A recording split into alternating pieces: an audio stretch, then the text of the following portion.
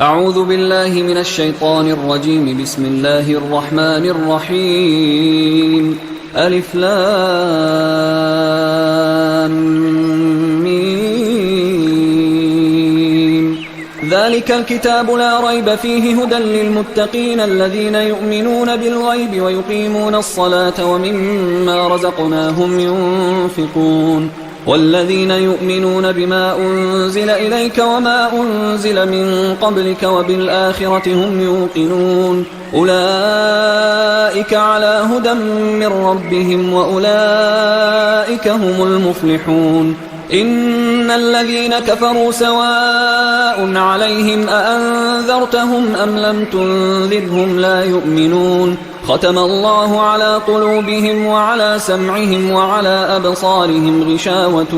ولهم عذاب عظيم. ومن الناس من يقول آمنا بالله وباليوم الآخر وما هم بمؤمنين يخادعون الله والذين آمنوا وما يخدعون إلا أنفسهم وما يشعرون. في قلوبهم مرض فزادهم الله مرضا ولهم عذاب أليم بما كانوا يكذبون. وإذا قيل لهم لا تفسدوا في الأرض قالوا إنما نحن مصلحون ألا إنهم هم المفسدون ولكن لا يشعرون. وإذا قيل لهم آمنوا كما آمن الناس قالوا أنؤمن كما آمن السفهاء ألا إنهم هم السفهاء ولكن لا يعلمون. وإذا لقوا الذين آمنوا قالوا آمنا وإذا خلوا إلى شياطينهم قالوا إنا معكم إنما نحن مستهزئون. الله يستهزئ بهم ويمدهم في طغيانهم يعمهون. أولئك الذين اشتروا الضلالة بالهدى فما ربحت تجارتهم وما كانوا مهتدين. مثلهم كمثل الذي استوقد نارا فلما أضاءت ما حوله ذهب الله بنورهم وتركهم في ظلمات لا يبصرون. صم بكم عمي فهم لا يرجعون. أو كصيب من السماء فيه ظلمات ورعد وبرق يجعلون أصابعهم في آذانهم من الصواعق حذر الموت والله محيط بالكافرين. يكاد البرق يخطف أبصارهم كلما أضاء لهم مشوا فيه وإذا أظلم عليهم قاموا ولو شاء الله لذهب بسمعهم وأبصارهم إن الله على كل شيء قدير. يا أيها الناس اعبدوا ربكم الذي خلقكم والذين من قبلكم لعلكم تتقون. الذي جعل لكم الأرض فراشا والسماء بناء وأنزل من السماء ماء فأخرج به من الثمرات رزقا لكم فلا تجعلوا لله أندادا وأنتم تعلمون. وإن كنتم في ريب مما نزلنا على عبدنا فأتوا بسورة من مثله وادعوا شهداءكم من دون الله إن كنتم صادقين. فإن لم تفعلوا ولن تفعلوا فاتقوا النار التي وقودها الناس والحجارة أعدت للكافرين. وبشر الذين آمنوا وعملوا الصالحات أن لهم جنات تجري من تحتها الأنهار كلما رزقوا منها من ثمرة رزقا قالوا هذا الذي رزقنا من قبل وأتوا به متشابها ولهم فيها أزواج مطهرة وهم فيها خالدون. إن الله لا يستحيي أن يضرب مثلا ما بعوضة فما فوقها فأما الذين آمنوا فيعلمون أنه الحق من ربهم، وأما الذين كفروا فيقولون ماذا أراد الله بهذا مثلا يضل به كثيرا ويهدي به كثيرا وما يضل به إلا الفاسقين الذين ينقضون عهد الله من بعد ميثاقه ويقطعون ما أمر الله به أن يوصل ويفسدون في الأرض أولئك هم الخاسرون. كيف تكفرون بالله وكنتم أمواتا فأحياكم ثم يميتكم ثم يحييكم ثم إليه ترجعون. هو الذي خلق لكم ما في الأرض جميعا ثم استوى إلى السماء فسواهن 7 سماوات وهو بكل شيء عليم. وإذ قال ربك للملائكة إني جاعل في الأرض خليفة قالوا أتجعل فيها من يفسد فيها ويسفك الدماء ونحن نسبح بحمدك ونقدس لك قال إني أعلم ما لا تعلمون. وعلم آدم الأسماء كلها ثم عرضهم على الملائكة فقال أنبئوني بأسماء هؤلاء إن كنتم صادقين. قالوا سبحانك لا علم لنا إلا ما علمتنا إنك أنت العليم الحكيم. قال يا آدم أنبئهم بأسمائهم فلما أنبأهم بأسمائهم قال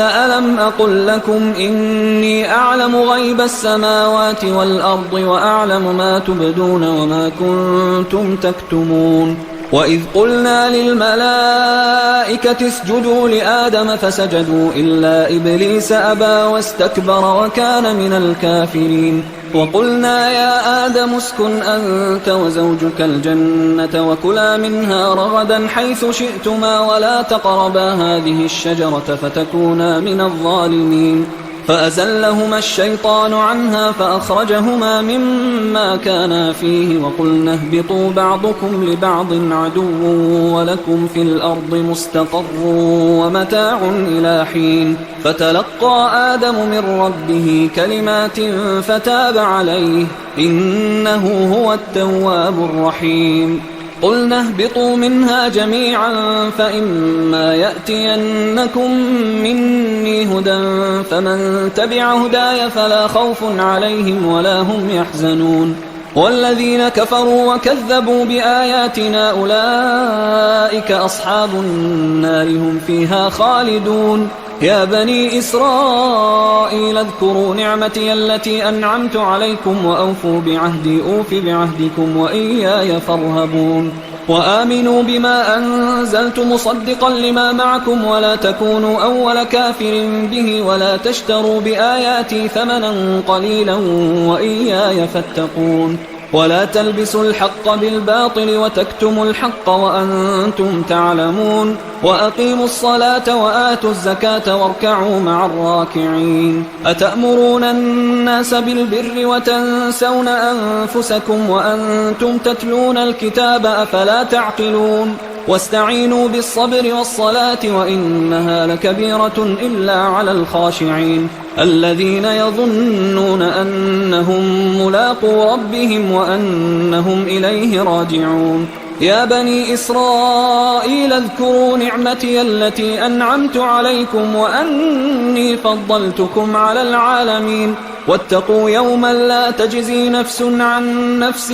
شيئا ولا يقبل منها شفاعة ولا يؤخذ منها عدل ولا هم ينصرون. وإذ نجيناكم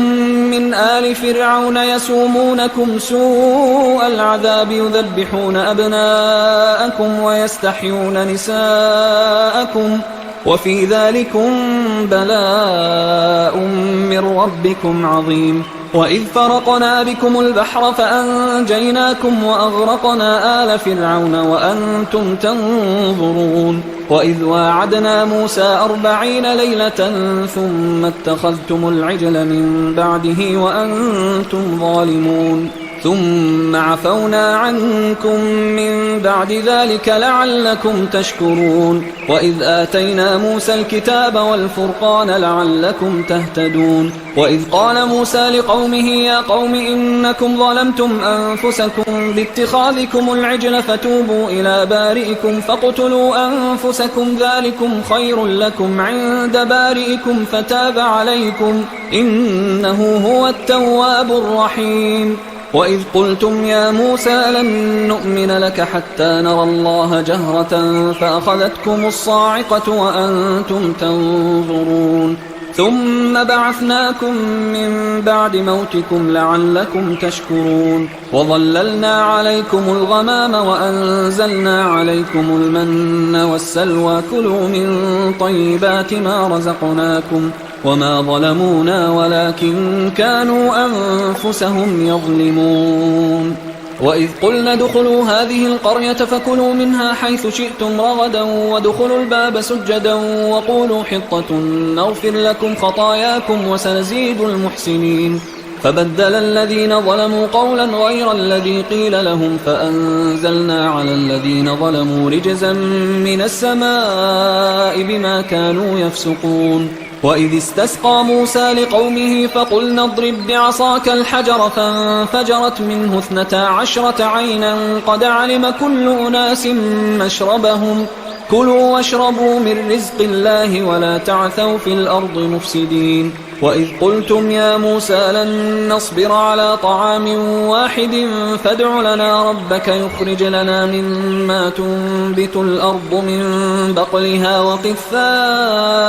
وفومها وعدسها وبصلها قال أتستبدلون الذي هو أدنى بالذي هو خير اهبطوا مصرا فإن لكم ما سألتم وضربت عليهم الذلة والمسكنة وباءوا بغضب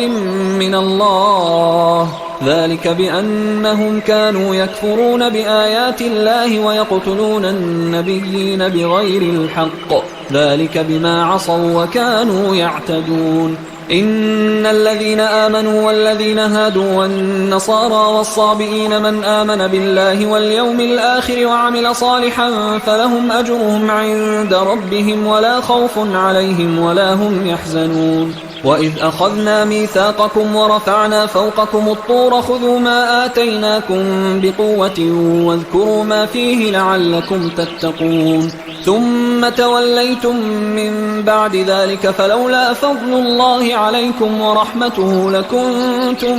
من الخاسرين ولقد علمتم الذين اعتدوا منكم في السبت فقلنا لهم كونوا قردة خاسئين فجعلناها نكالا لما بين يديها وما خلفها وموعظة للمتقين وإذ قال موسى لقومه إن الله يأمركم أن تذبحوا بقرة قالوا أتتخذنا هزوا قال أعوذ بالله أن أكون من الجاهلين قالوا ادع لنا ربك يبين لنا ما هي قال إنه يقول إنها بقرة لا فارض ولا بكر عوان بين ذلك فافعلوا ما تؤمرون قالوا ادع لنا ربك يبين لنا ما لونها قال إنه يقول إنها بقرة صفراء فاقع لونها تسر الناظرين قالوا ادع لنا ربك يبين لنا ما هي إن البقرة شابه علينا وإنا إن شاء الله لمهتدون قال إنه يقول إنها بقرة لا ذلول تثير الأرض ولا تسقي الحرث مسلمة لا شية فيها قالوا الآن جئت بالحق فذبحوها وما كادوا يفعلون وإذ قتلتم نفسا فادارأتم فيها والله مخرج ما كنتم تكتمون فقلنا اضربوه ببعضها كذلك يحيي الله الموتى ويريكم آياته لعلكم تعقلون ثم قست قلوبكم من بعد ذلك فهي كالحجارة أو أشد قسوة وإن من الحجارة لما يتفجر منه الأنهار وإن منها لما يشقق فيخرج منه الماء وإن منها لما يهبط من خشية الله وما الله بغافل عما تعملون أفتطمعون أن يؤمنوا لكم وقد كان فريق منهم يسمعون كلام الله ثم يحرفونه من بعد ما عقلوه وهم يعلمون وإذا لقوا الذين آمنوا قالوا آمنا وإذا خلا بعضهم إلى بعض قالوا أتحدثونهم بما فتح الله عليكم ليحاجوكم به عند ربكم أفلا تعقلون أولا يعلمون أن الله يعلم ما يسرون وما يعلنون ومنهم أميون لا يعلمون الكتاب إلا أماني وإنهم إلا يظنون فويل للذين يكتبون الكتاب بأيديهم ثم يقولون هذا من عند الله ليشتروا به ثمنا قليلا فويل لهم مما كتبت أيديهم وويل لهم مما يكسبون وقالوا لن تمسنا النار إلا أياما معدودة قل أتخذتم عند الله عهدا فلن يخلف الله عهده أم تقولون على الله ما لا تعلمون بلى من كسب سيئة وأحاطت به خطيئته فأولئك أصحاب النار هم فيها خالدون والذين آمنوا وعملوا الصالحات أولئك أصحاب الجنة هم فيها خالدون وإذ أخذنا ميثاق بني إسرائيل لا تعبدون إلا الله وبالوالدين إحسانا وذي القربى واليتامى والمساكين وقولوا للناس حسنا وأقيموا الصلاة وآتوا الزكاة ثم توليتم إلا قليلا منكم وأنتم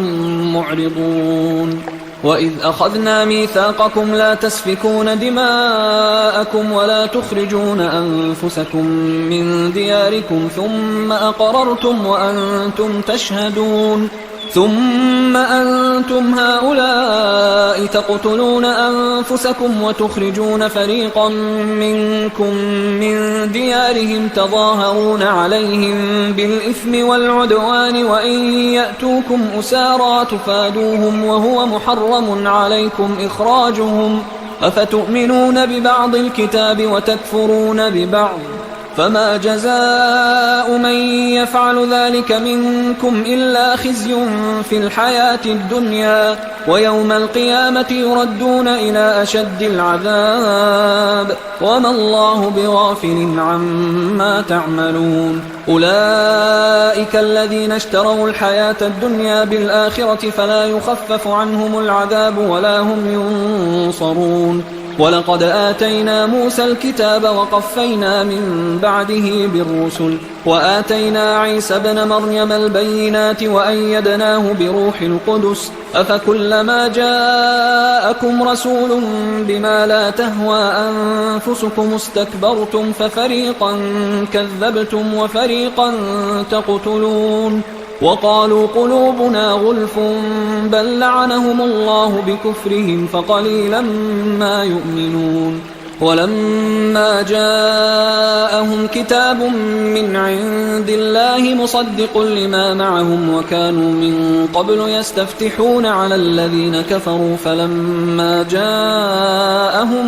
ما عرفوا كفروا به فلعنة الله على الكافرين بئس ما اشتروا به أنفسهم أن يكفروا بما أنزل الله بغيا أن ينزل الله من فضله على من يشاء من عباده فباءوا بغضب على غضب وللكافرين عذاب مهين وإذا قيل لهم آمنوا بما أنزل الله قالوا نؤمن بما أنزل علينا ويكفرون بما وراءه وهو الحق مصدقا لما معهم قل فلم تقتلون أنبياء الله من قبل إن كنتم مؤمنين ولقد جاءكم موسى بالبينات ثم اتخذتم العجل من بعده وأنتم ظالمون وإذ أخذنا ميثاقكم ورفعنا فوقكم الطور خذوا ما آتيناكم بقوة واسمعوا قالوا سمعنا وعصينا وأشربوا في قلوبهم العجل بكفرهم قل بئس ما يأمركم به إيمانكم إن كنتم مؤمنين قل إن كانت لكم الدار الآخرة عند الله خالصة من دون الناس فتمنوا الموت إن كنتم صادقين ولن يتمنوه أبدا بما قدمت أيديهم والله عليم بالظالمين ولتجدنهم أحرص الناس على حياة ومن الذين أشركوا يود أحدهم لو يعمر 1000 سنة وما هو بمزحزحه من العذاب أن يعمر والله بصير بما يعملون قل من كان عدوا لجبريل فإنه نزله على قلبك بإذن الله مصدقا لما بين يديه وهدى وبشرى للمؤمنين من كان عدوا لله وملائكته ورسله وجبريل وميكال فإن الله عدو للكافرين ولقد أنزلنا إليك آيات بينات وما يكفر بها إلا الفاسقون أو كلما عاهدوا عهدا نبذه فريق منهم بل أكثرهم لا يؤمنون ولما جاءهم رسول من عند الله مصدق لما معهم نبذ فريق من الذين أوتوا الكتاب كتاب الله وراء ظهورهم كأنهم لا يعلمون واتبعوا ما تتلو الشياطين على ملك سليمان وما كفر سليمان ولكن الشياطين كفروا يعلمون الناس السحر وما أنزل على الملكين ببابل هاروت وماروت وما يعلمان من أحد حتى يقولا إنما نحن فتنة فلا تكفر فيتعلمون منهما ما يفرقون به بين المرء وزوجه وما هم بضارين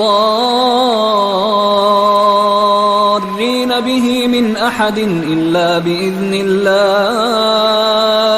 ويتعلمون ما يضرهم ولا ينفعهم ولقد علموا لمن اشتراه ما له في الآخرة من خلاق ولبئس ما شروا به أنفسهم لو كانوا يعلمون ولو أنهم آمنوا واتقوا لمثوبة من عند الله خير لو كانوا يعلمون يا أيها الذين آمنوا لا تقولوا راعنا وقولوا انظرنا واسمعوا وللكافرين عذاب أليم ما يود الذين كفروا من أهل الكتاب ولا المشركين أن ينزل عليكم من خير من ربكم والله يختص برحمته من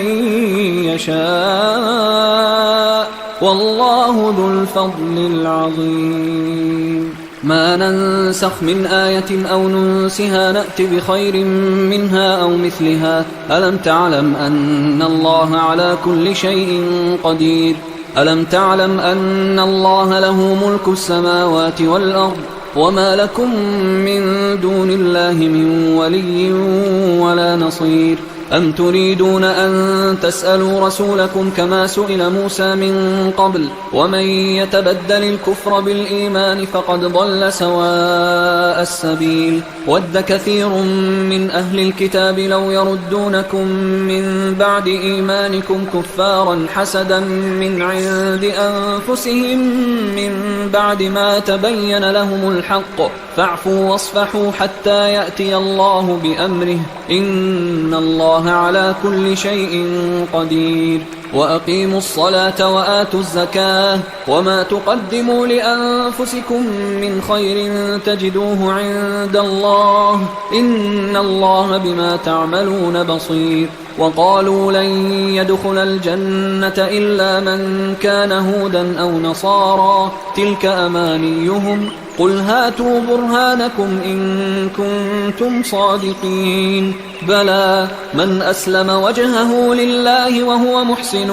فله أجره عند ربه ولا خوف عليهم ولا هم يحزنون وقالت اليهود ليست النصارى على شيء وقالت النصارى ليست اليهود على شيء وهم يتلون الكتاب كذلك قال الذين لا يعلمون مثل قولهم فالله يحكم بينهم يوم القيامة فيما كانوا فيه يختلفون ومن أظلم ممن منع مساجد الله أن يذكر فيها اسمه وسعى في خرابها أولئك ما كان لهم أن يدخلوها إلا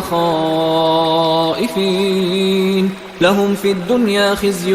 ولهم في الآخرة عذاب عظيم ولله المشرق والمغرب فأينما تولوا فثم وجه الله إن الله واسع عليم وقالوا اتخذ الله ولدا سبحانه بل له ما في السماوات والأرض كل له قانتون بديع السماوات والأرض وإذا قضى أمرا فإنما يقول له كن فيكون وقال الذين لا يعلمون لولا يكلمنا الله أو تأتينا آية كذلك قال الذين من قبلهم مثل قولهم تشابهت قلوبهم قد بينا الآيات لقوم يوقنون إنا أرسلناك بالحق بشيرا ونذيرا ولا تسأل عن أصحاب الجحيم ولن ترضى عنك اليهود ولا النصارى حتى تتبع ملتهم قل إن هدى الله هو الهدى ولئن اتبعت أهواءهم بعد الذي جاءك من العلم ما لك من الله من ولي ولا نصير الذين آتيناهم الكتاب يتلونه حق تلاوته أولئك يؤمنون به ومن يكفر به فأولئك هم الخاسرون يا بني إسرائيل اذكروا نعمتي التي أنعمت عليكم وأني فضلتكم على العالمين واتقوا يوما لا تجزي نفس عن نفس شيئا ولا يقبل منها عدل ولا تنفعها شفاعة ولا هم ينصرون وإذ ابتلى إبراهيم ربه بكلمات فأتمهن قال إني جاعلك للناس إماما قال ومن ذريتي قال لا ينال عهد الظالمين وإذ جعلنا البيت مثابة للناس وأمنا واتخذوا من مقام إبراهيم مصلى وعهدنا إلى إبراهيم وإسماعيل أن طهرا بيتي للطائفين والعاكفين والركع السجود وإذ قال إبراهيم رب اجعل هذا بلدا آمنا وارزق أهله من الثمرات من آمن منهم بالله واليوم الآخر قال ومن كفر فأمتعه قليلا ثم أضطره إلى عذاب النار وبئس المصير وإذ يرفع إبراهيم القواعد من البيت وإسماعيل ربنا تقبل منا إنك أنت السميع العليم ربنا وجعلنا مسلمين لك ومن ذريتنا أمة مسلمة لك وأرنا مناسكنا وتب علينا إنك أنت التواب الرحيم ربنا وابعث فيهم رسولا منهم يتلو عليهم آياتك ويعلمهم الكتاب والحكمة ويزكيهم إنك أنت العزيز الحكيم ومن يرغب عن ملة إبراهيم إلا من سفه نفسه ولقد اصطفيناه في الدنيا وإنه في الآخرة لمن الصالحين إذ قال له ربه أسلم قال أسلمت لرب العالمين. ووصى بها إبراهيم بنيه ويعقوب يا بني إن الله اصطفى لكم الدين فلا تموتن إلا وأنتم مسلمون. أم كنتم شهداء إذ حضر يعقوب الموت إذ قال لبنيه ما تعبدون من بعدي قالوا نعبد إلهك وإله آبائك إبراهيم وإسماعيل وإسحاق إلها واحدا ونحن له مسلمون. تلك أمة قد خلت لها ما كسبت ولكم ما كسبتم ولا تسألون عما كانوا يعملون. وقالوا كونوا هودا أو نصارى تهتدوا قل بل ملة إبراهيم حنيفا وما كان من المشركين. قولوا آمنا بالله وما أنزل إلينا وما أنزل إلى إبراهيم وإسماعيل وإسحاق ويعقوب والأسباط وما أوتي موسى وعيسى وما أوتي النبيون من ربهم لا نفرق بين أحد منهم ونحن له مسلمون. فإن آمنوا بمثل ما آمنتم به فقد اهتدوا وإن تولوا فإنما هم في شقاق فسيكفيكهم الله وهو السميع العليم. صبغة الله ومن أحسن من الله صبغة ونحن له عابدون. قل أتحاجوننا في الله وهو ربنا وربكم ولنا أعمالنا ولكم أعمالكم ونحن له مخلصون.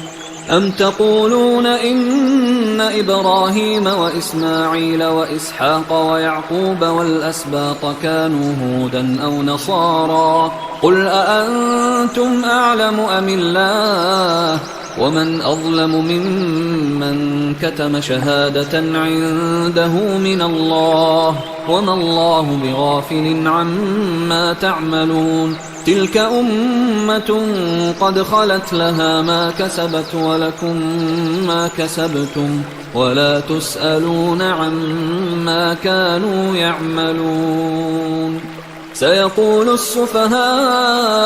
من الناس ما ولاهم عن قبلتهم التي كانوا عليها قل لله المشرق والمغرب يهدي من يشاء إلى صراط مستقيم. وكذلك جعلناكم أمة وسطا لتكونوا شهداء على الناس ويكون الرسول عليكم شهيدا. وما جعلنا القبلة التي كنت عليها إلا لنعلم من يتبع الرسول ممن ينقلب على عقبيه وإن كانت لكبيرة إلا على الذين هدى الله وما كان الله ليضيع إيمانكم إن الله بالناس لرؤوف رحيم. قد نرى تقلب وجهك في السماء فلنولينك قبلة ترضاها فول وجهك شطر المسجد الحرام وحيث ما كنتم فولوا وجوهكم شطره وإن الذين أوتوا الكتاب ليعلمون أنه الحق من ربهم وما الله بغافل عما يعملون. ولئن أتيت الذين أوتوا الكتاب بكل آية ما تبعوا قبلتك وما أنت بتابع قبلتهم وما بعضهم بتابع قبلة بعض ولئن اتبعت أهواءهم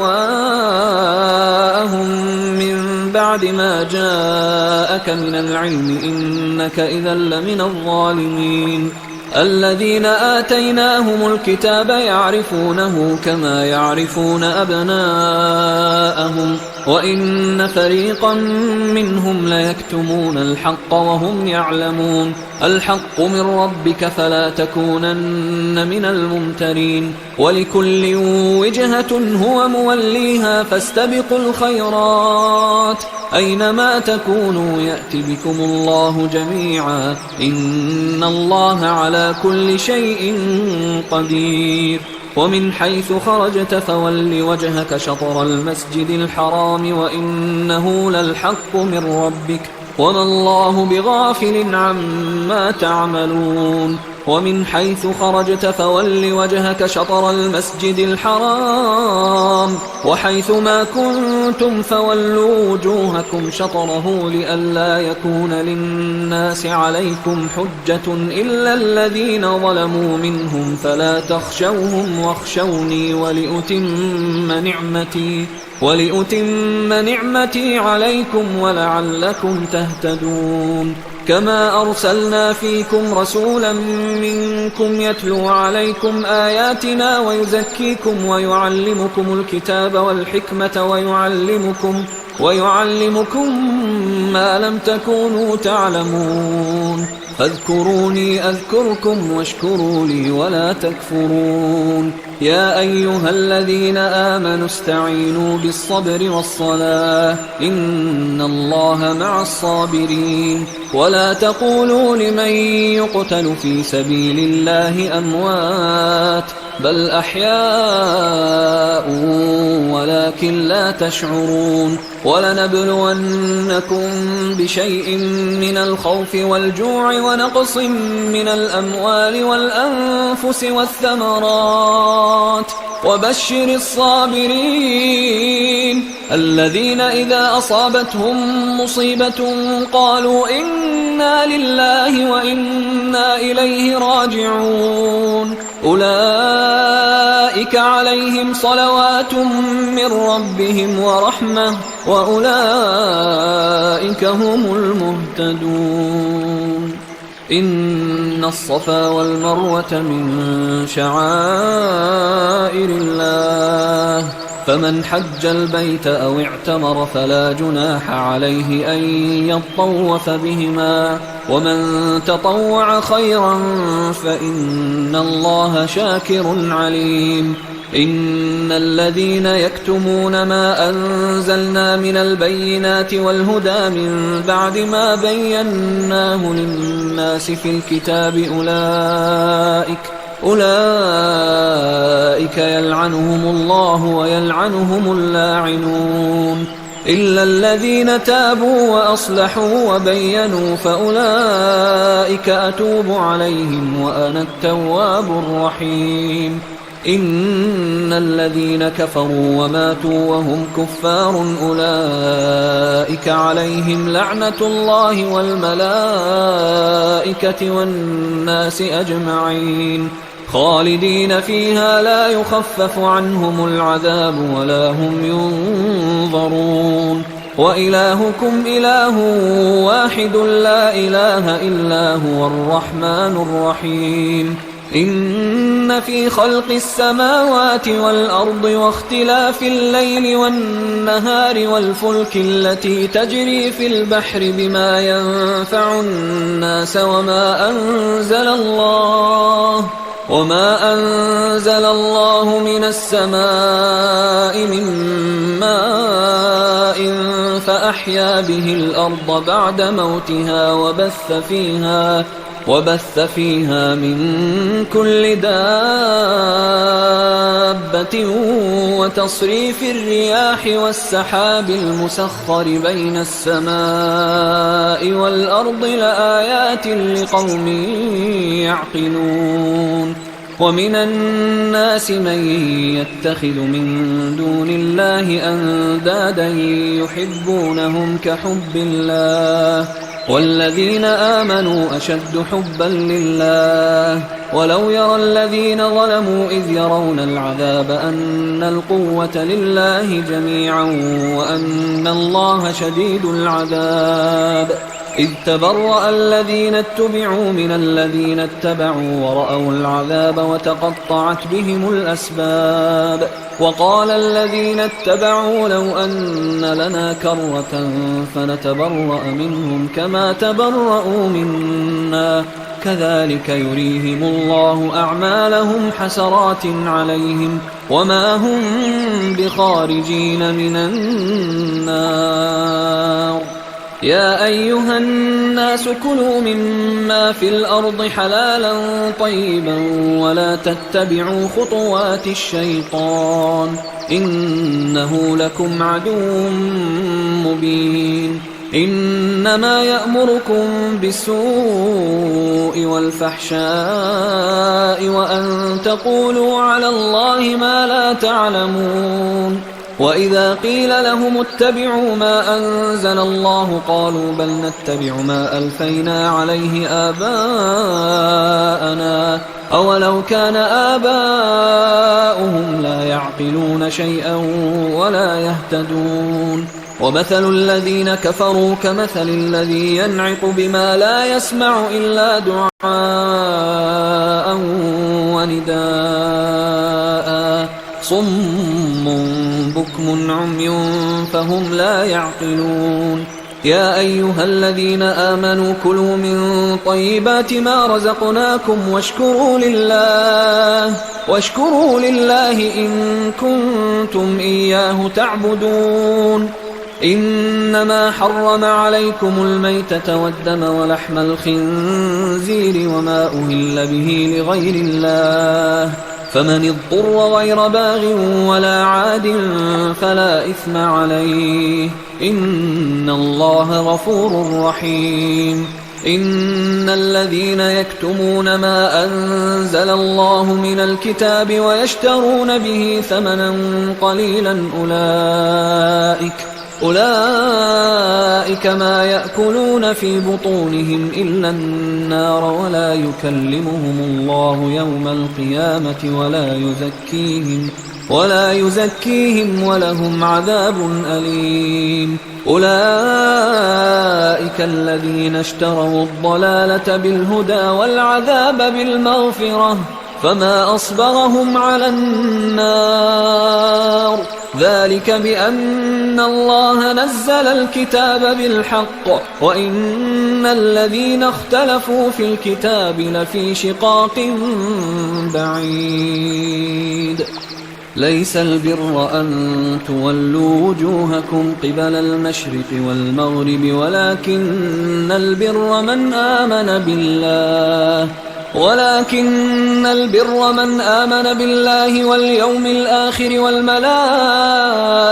والكتاب والنبيين وآتى المال على حبه ذوي القربى واليتامى والمساكين وابن السبيل والسائلين وفي الرقاب وأقام الصلاة وآتى الزكاة والموفون بعهدهم إذا عاهدوا والصابرين في البأساء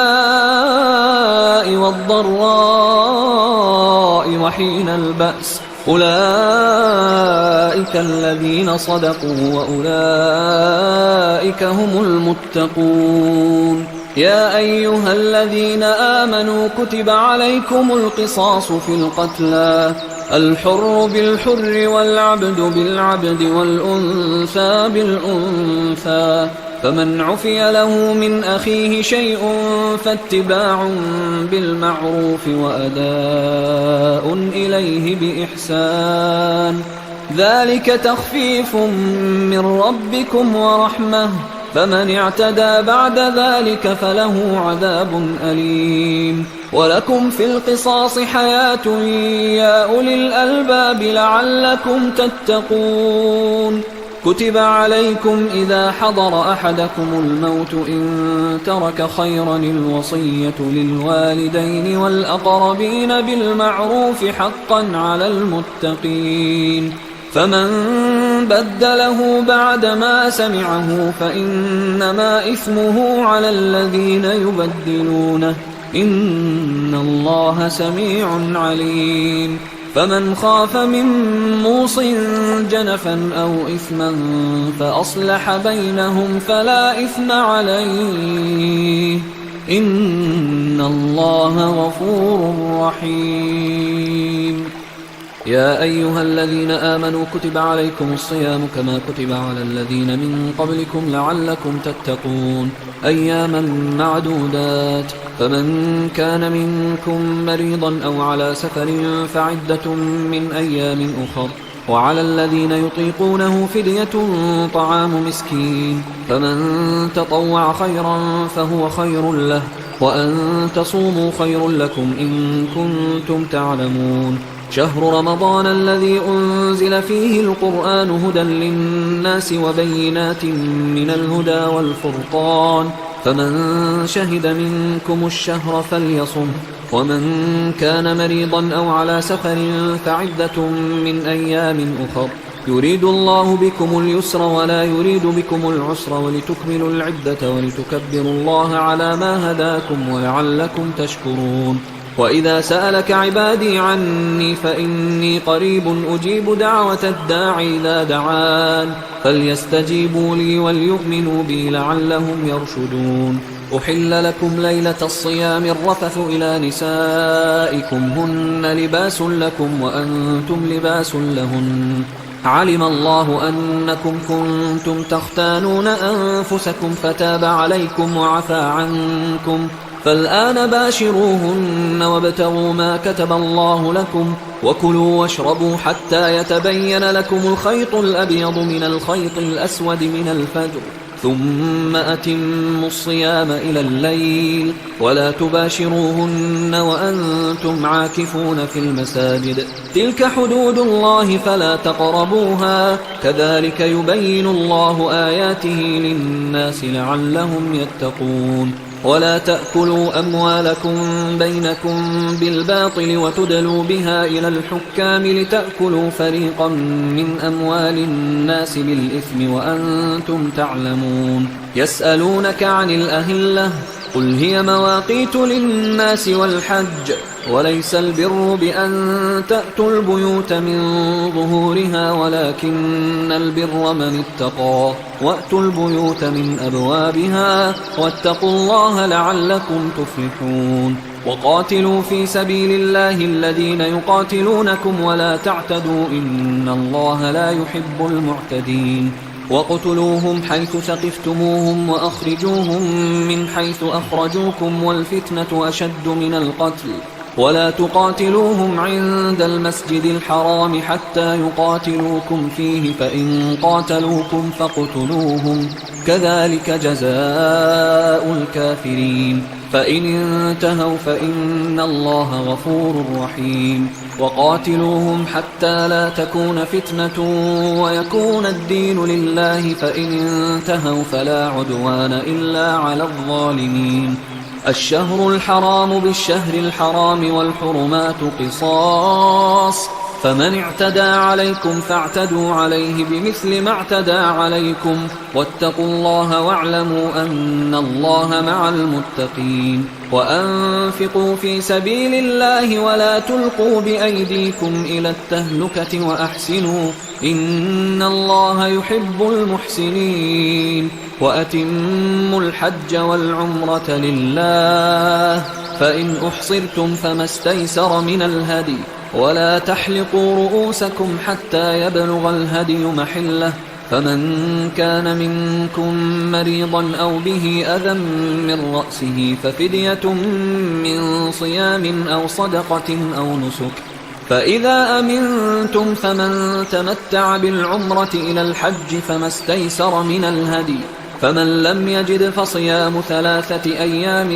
في الحج و7 إذا رجعتم، تلك 10 كاملة، ذلك لمن لم يكن أهله حاضر المسجد الحرام. واتقوا الله واعلموا أن الله شديد العقاب. الحج أشهر معلومات، فمن فرض فيهن الحج فلا رفث ولا فسوق ولا جدال في الحج، وما تفعلوا من خير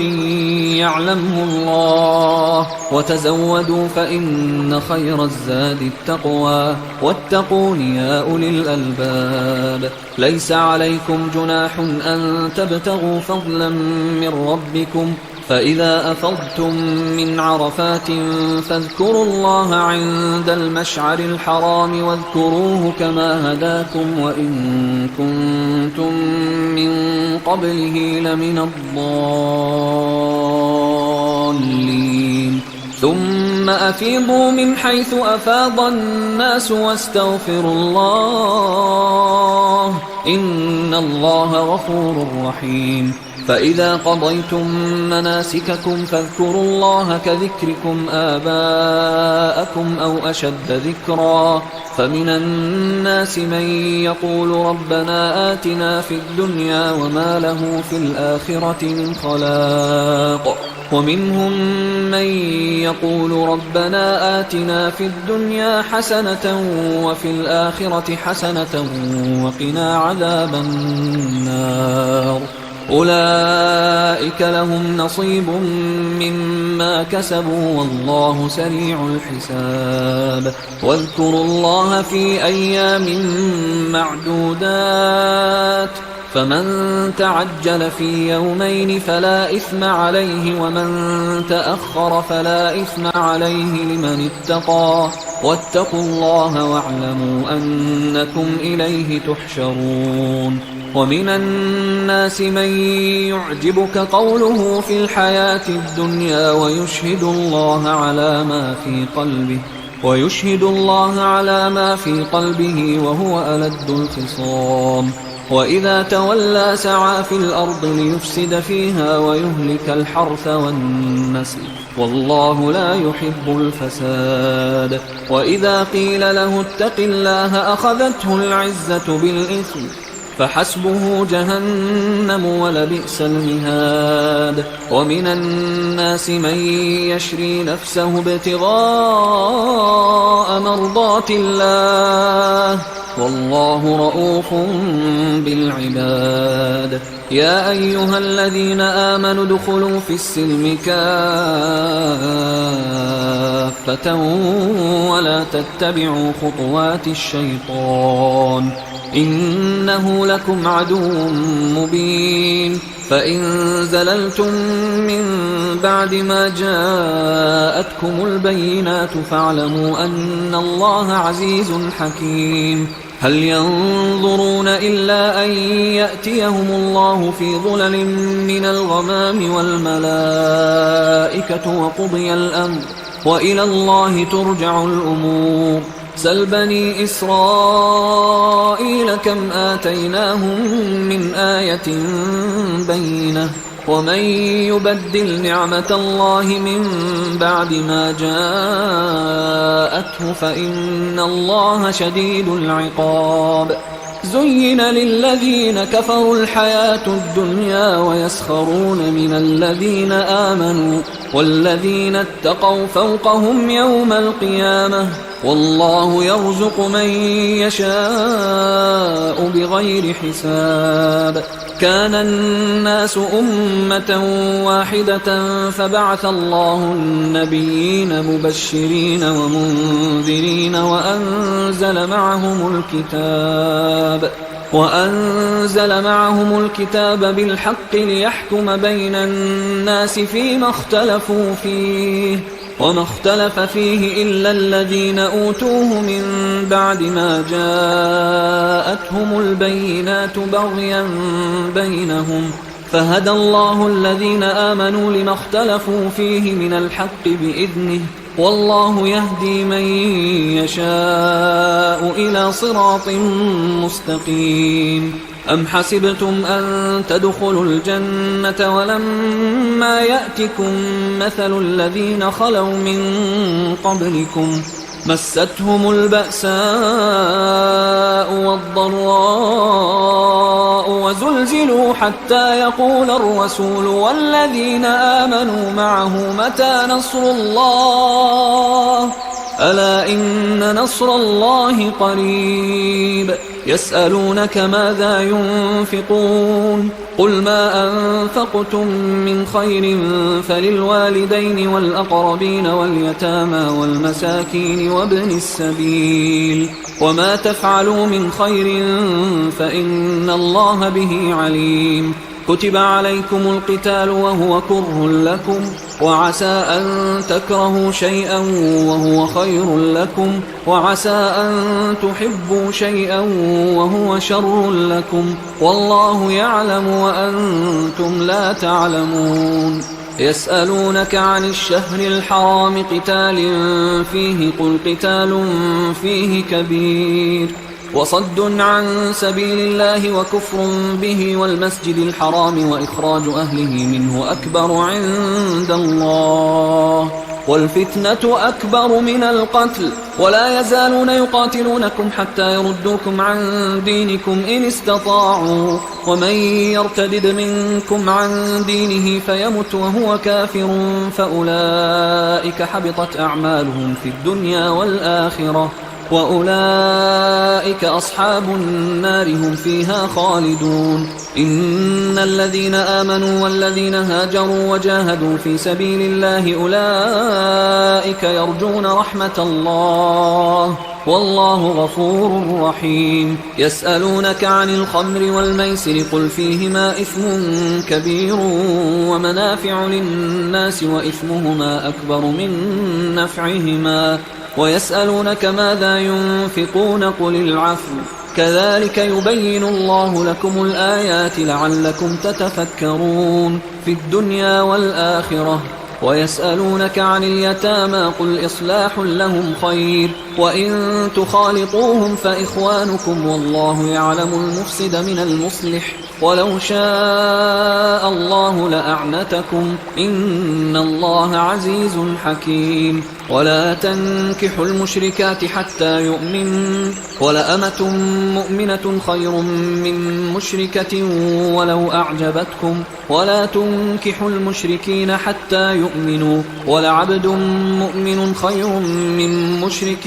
ولو أعجبكم أولئك يدعون إلى النار والله يدعو إلى الجنة والمغفرة بإذنه ويبين آياته للناس لعلهم يتذكرون ويسألونك عن المحيض قل هو أذى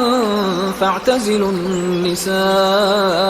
في المحيض ولا تقربوهن حتى يطهرن فإذا تطهرن فأتوهن من حيث أمركم الله إن الله يحب التوابين ويحب المتطهرين نساؤكم حرث لكم فأتوا حرثكم أنى شئتم وقدموا لأنفسكم واتقوا الله واعلموا أنكم ملاقوه وبشر المؤمنين ولا تجعلوا الله عرضة لأيمانكم أن تبروا وتتقوا وتصلحوا بين الناس والله سميع عليم لا يؤاخذكم الله باللغو في أيمانكم ولكن يؤاخذكم بما كسبت قلوبكم والله غفور حليم للذين يؤلون من نسائهم تربص 4 أشهر فإن فاءوا فإن الله غفور رحيم وإن عزموا الطلاق فإن الله سميع عليم والمطلقات يتربصن بأنفسهن 3 قروء ولا يحل لهن أن يكتمن ما خلق الله في أرحامهن إن كن يؤمن بالله واليوم الآخر وبعولتهن أحق بردهن في ذلك إن أرادوا إصلاحا ولهن مثل الذي عليهن بالمعروف وللرجال عليهن درجة والله عزيز حكيم الطلاق 2 فإمساكم بمعروف أو تسريح بإحسان ولا يحل لكم أن تأخذوا مما آتيتموهن شيئا إلا أن يخافا ألا يقيما حدود الله فإن خفتم ألا يقيما حدود الله فلا جناح عليهما فيما افتدت به تلك حدود الله فلا تعتدوها ومن يتعد حدود الله فأولئك هم الظالمون فإن طلقها فلا تحل له من بعد حتى تنكح زوجا غيره فإن طلقها فلا جناح عليهما أن يتراجعا إن ظنا أن يقيما حدود الله وتلك حدود الله يبينها لقوم يعلمون وإذا طلقتم النساء فبلغن أجلهن فأمسكوهن بمعروف أو سرحوهن بمعروف ولا تمسكوهن ضرارا لتعتدوا ومن يفعل ذلك فقد ظلم نفسه ولا تتخذوا آيات الله هزوا واذكروا نعمة الله عليكم وما أنزل عليكم من الكتاب والحكمة يعظكم به واتقوا الله واعلموا أن الله بكل شيء عليم وإذا طلقتم النساء فبلغن أجلهن فلا تعضلوهن أن ينكحن أزواجهن إذا تراضوا بينهم بالمعروف ذلك يوعظ به من كان منكم يؤمن بالله واليوم الآخر ذلكم أزكى لكم وأطهر والله يعلم وأنتم لا تعلمون والوالدات يرضعن أولادهن حولين كاملين لمن أراد أن يتم الرضاعة وعلى المولود له رزقهن وكسوتهن بالمعروف لا تكلف نفس إلا وسعها لا تضار والدة بولدها ولا مولود له بولده وعلى الوارث مثل ذلك فإن أرادا فصالا عن تراض منهما وتشاور فلا جناح عليهما وإن أردتم أن تسترضعوا أولادكم فلا جناح عليكم إذا سلمتم ما آتيتم بالمعروف واتقوا الله واعلموا أن الله بما تعملون بصير والذين يتوفون منكم ويذرون أزواجا يتربصن بأنفسهن 4 أشهر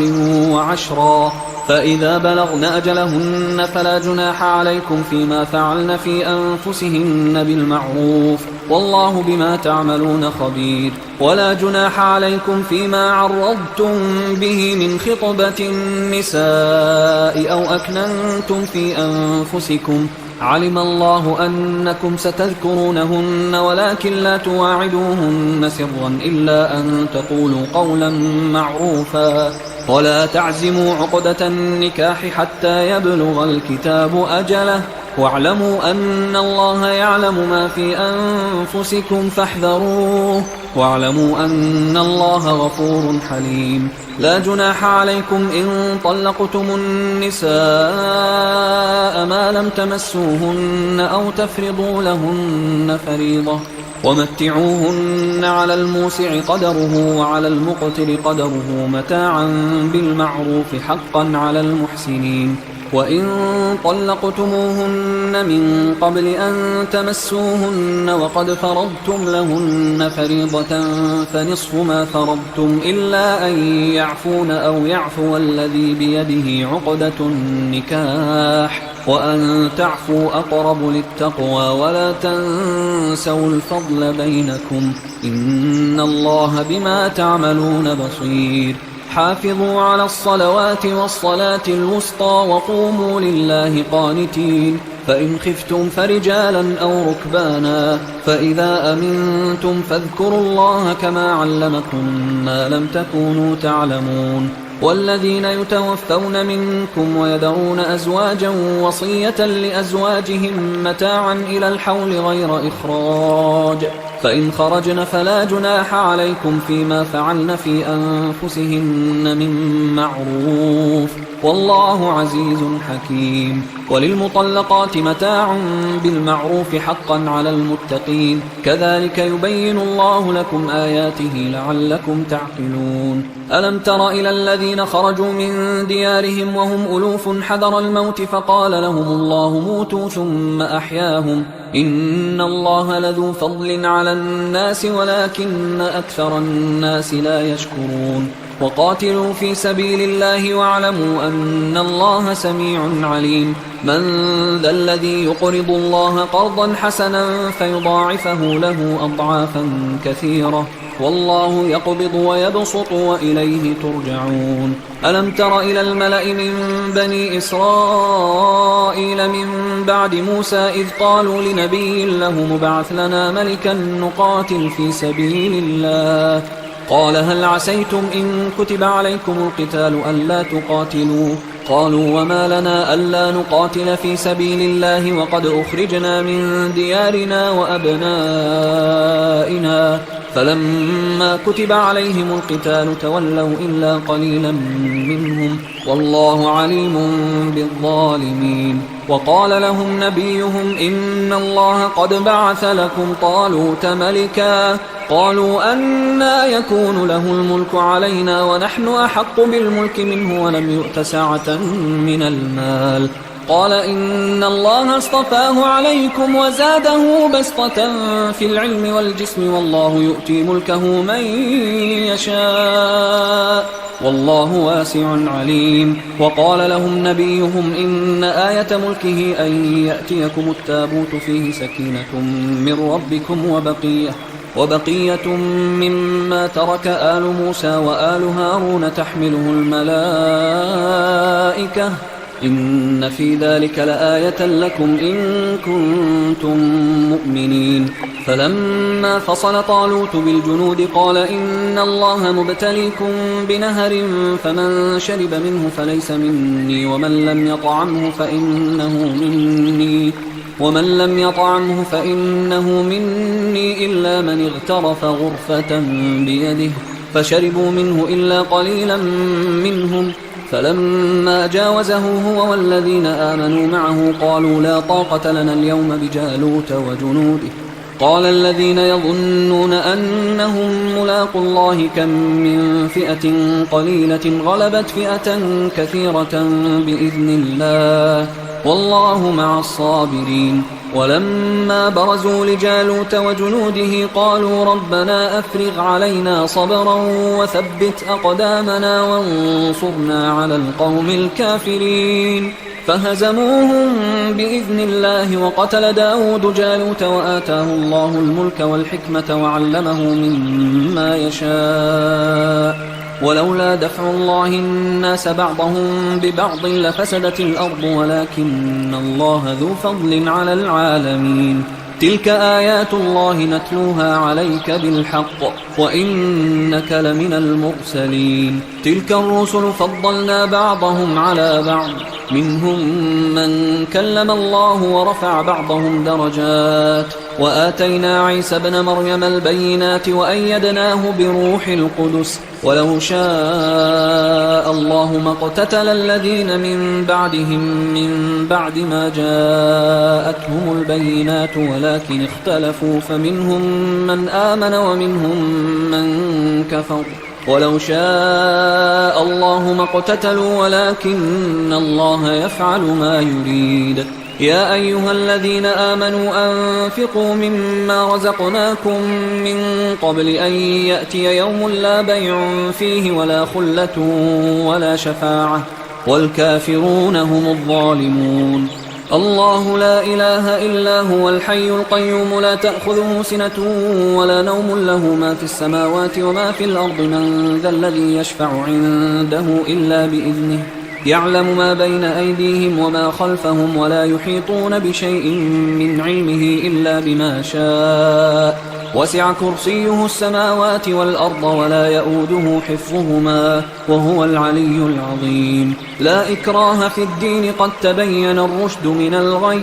فمن يكفر بالطاغوت ويؤمن بالله فقد استمسك بالعروة الوثقى لا انفصام لها والله سميع عليم الله ولي الذين آمنوا يخرجهم من الظلمات إلى النور والذين كفروا أولياؤهم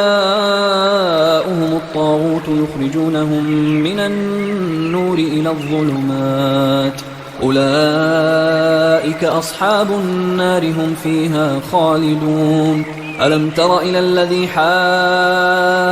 حاج إبراهيم في ربه أن آتاه الله الملك إذ قال إبراهيم ربي الذي يحيي ويميت قال أنا أحيي وأميت قال إبراهيم فإن الله يأتي بالشمس من المشرق فأت بها من المغرب فبهت الذي كفر والله لا يهدي القوم الظالمين أو كالذي مر على قرية وهي خاوية على عروشها قال أنى يحيي هذه الله بعد موتها فأماته الله 100 عام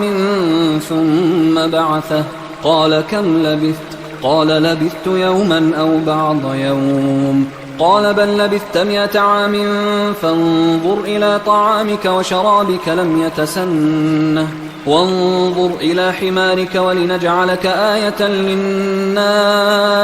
وانظر إلى العظام كيف ننشزها ثم نكسوها لحما فلما تبين له قال أعلم أن الله على كل شيء قدير وإذ قال إبراهيم رب أرني كيف تحيي الموتى قال أولم تؤمن قال بلى ولكن ليطمئن قلبي قال فخذ 4 من الطير فصرهن إليك ثم اجعل على كل جبل منهن جزءا ثم ادعهن يأتينك سعيا واعلم أن الله عزيز حكيم مثل الذين ينفقون أموالهم في سبيل الله كمثل حبة أنبتت 7 سنابل في كل سنبلة 100 حبة والله يضاعف لمن يشاء والله واسع عليم الذين ينفقون أموالهم في سبيل الله ثم لا يتبعون ما أنفقوا منا ولا أذى لهم أجرهم عند ربهم ولا خوف عليهم ولا هم يحزنون قول معروف ومغفرة خير من صدقة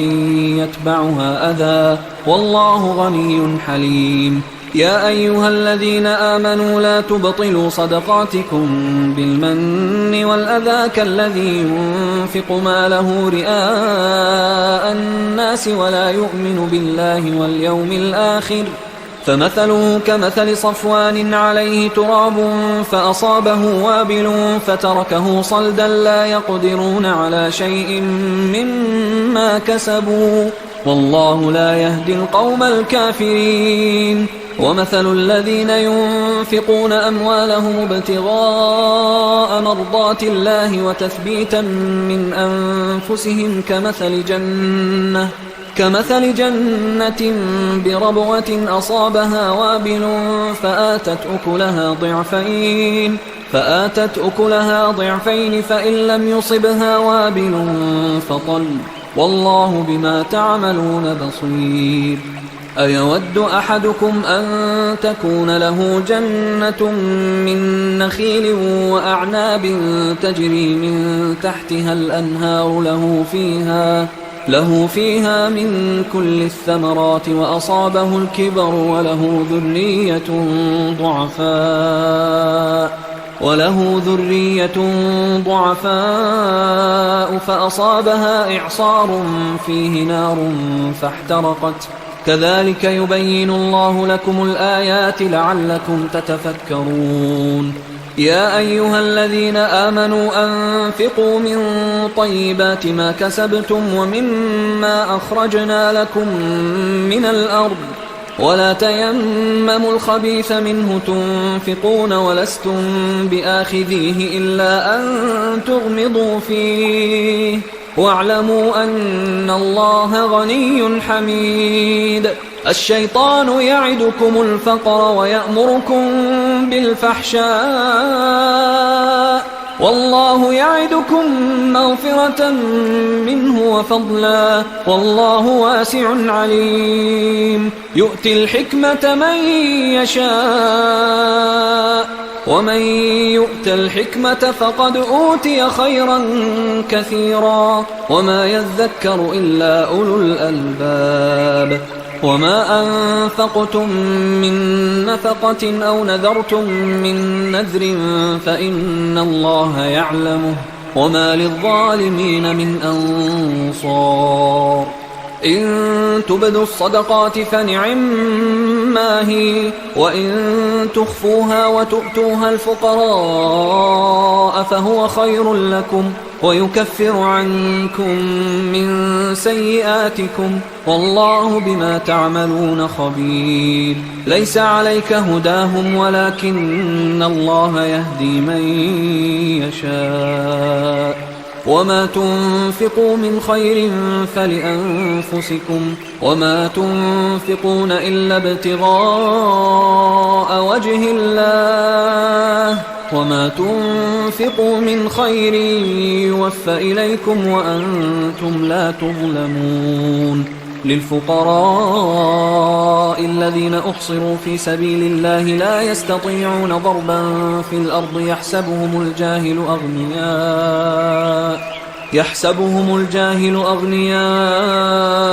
من التعفف تعرفهم بسيماهم لا يسألون الناس إلحافا وما تنفقوا من خير فإن الله به عليم الذين ينفقون أموالهم بالليل والنهار سرا وعلانية فلهم أجرهم عند ربهم ولا خوف عليهم ولا هم يحزنون الذين يأكلون الربا لا يقومون إلا كما يقوم الذي يتخبطه الشيطان من المس ذلك بأنهم قالوا إنما البيع مثل الربا وأحل الله البيع وحرم الربا فمن جاءه موعظة